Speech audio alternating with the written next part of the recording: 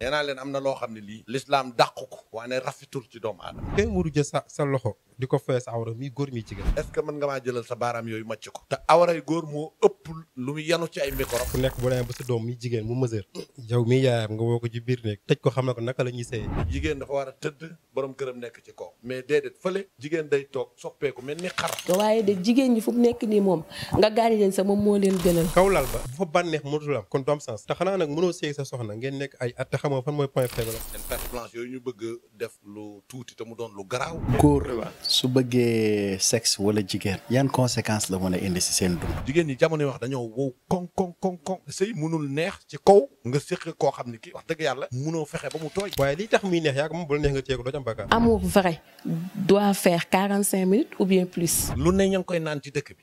ah du ñàkk am ko def 2 heures de temps. bés bu doomu aadama defee rapport sexuel 45 minutes bu paree armée lañ ko war a fekk. am na ci yéen ñaar koo xam ne kii bu mënoon a wax dana la arrêté rapport sexuel bu normal dëgg mi ngi durer 6 minutes. nekkul ni ñëpp a war a takk soxna. dafa xaraam ci ko yomb mu takk jabar. nga yore bu toll ni puso. ak nga yore bu toll ni kuur xam nga kuur. ak nga yore bu toll ni sama micro bii.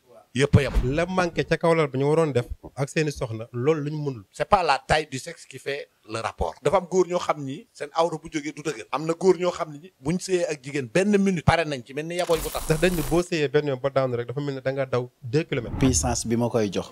da ngay gis tax ba ñuy egg ba ci ay comprimé. y a aucun médicament au monde bu mën a yokk awra góor. aphrodisiaque bàyyi leen di ko conseiller góor. ñu ne jigéen du gaaw a yëg boppam. da ngay invité sa gel wala xaw ma lan ak lan di ànd ak moom dem war a dem auberge yow avant ngay àgg fi ngeen jëm éjaculé nga ci hôtel.